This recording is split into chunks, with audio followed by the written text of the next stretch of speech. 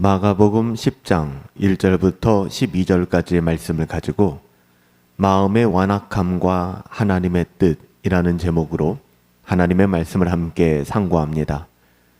예수께서 거기서 떠나 유대 지경과 요단강 건너편으로 가시니 무리가 다시 모여들거늘 예수께서 다시 전례대로 가르치시더니 바리새인들이 예수께 나와 그를 시험하여 묻되 사람이 아내를 버리는 것이 옳으니이까 대답하여 이르시되 모세가 어떻게 너희에게 명하였느냐 이르되 모세는 이혼 증서를 써주어 버리기를 허락하였나이다.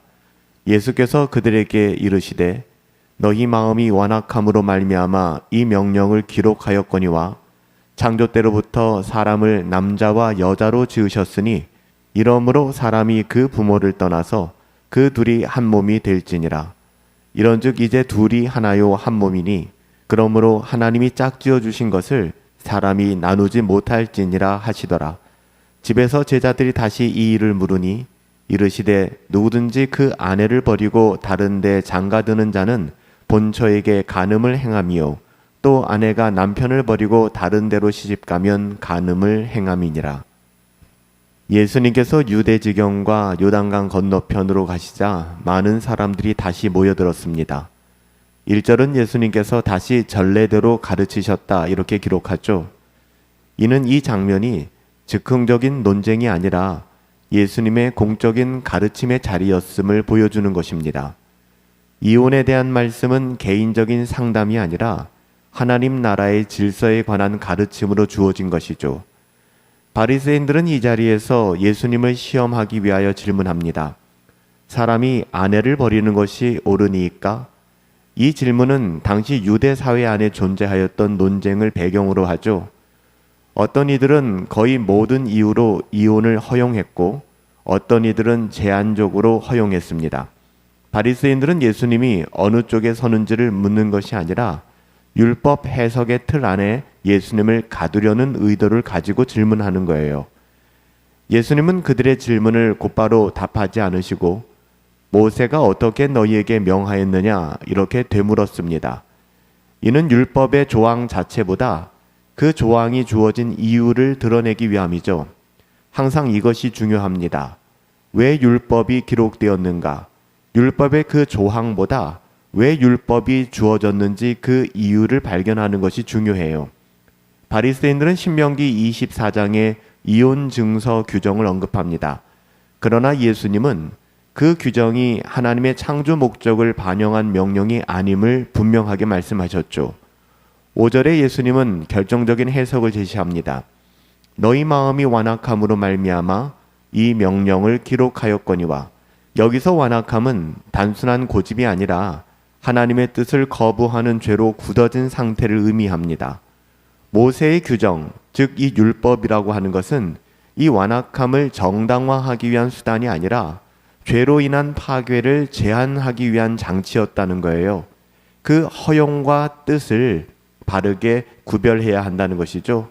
율법을 주신 이유는 그 율법을 지켜서 우리가 의롭게 되기 위한 목적이 아니라 우리의 완악함과 우리의 죄성을 있는 그대로 드러내고 하나님의 은혜를 기대어 나오라는 그런 목적 아래 주어졌다는 거예요.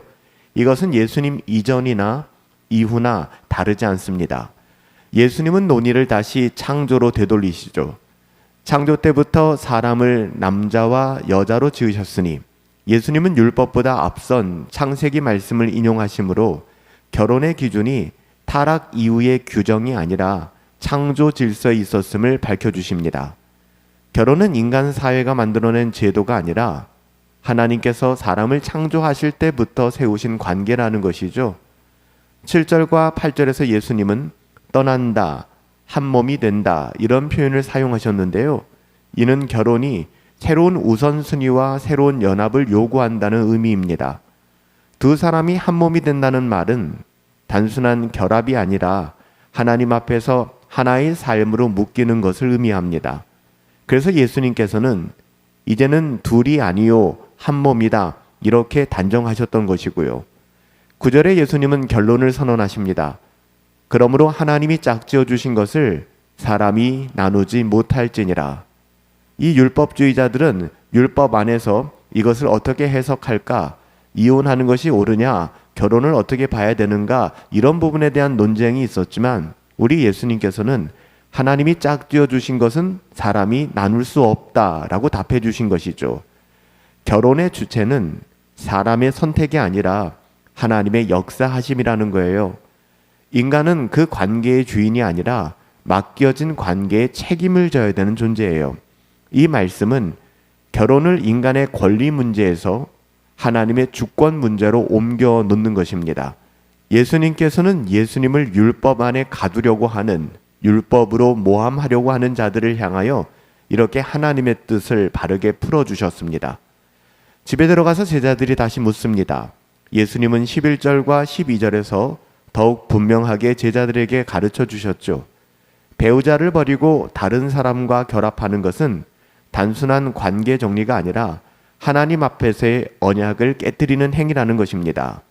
특별히 예수님은 여인에게도 동일한 기준을 적용하시므로 결혼의 책임이 남성과 여성 모두에게 동일하게 주어짐을 분명하게 말씀해 주셨습니다. 오늘 이 본문은 이혼이라는 결과보다 그 원인을 더 깊게 다루고 있어요. 그러니까 그 결과만 생각하고 그 결과를 어떻게 해결해야 되지 여기에 묶여 있는 것이 아니라 우리는 그 원인을 더 깊이 생각해야 한다는 것입니다.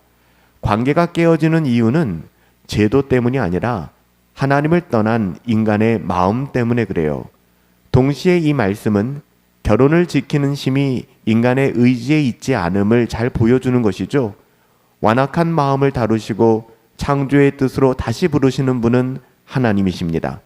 그러므로 이 말씀은 다른 사람을 판단하기 위한 기준이 아니라 자신의 마음을 살피라는 하나님의 부르심이에요. 하나님의 뜻보다 자기의 편의를 앞세우고 있지는 않은지, 관계 속에서 말씀보다 감정을 기준 삼고 있지 않은지를 돌아봐야 한다는 것이죠. 이 말씀 앞에서 우리는 우리의 연약함을 인정하고 관계의 주인이신 하나님께 우리를 다시 맡기는 그 믿음을 배워나가야 합니다. 예수님께서 이 말씀을 주신 목적은 정죄가 아니에요. 이혼했는가, 배우자를 버렸는가, 이 부분보다 더 깊은 의미를 담고 있습니다. 하나님께서 처음에 세우신 뜻으로 돌아오게 하려는 회복의 초청인 것이죠. 완악한 마음을 말씀 앞에 내려놓을 때 하나님은 우리를 다시 가르쳐 주시고 붙잡아 주시고 회복시켜 주실 거예요.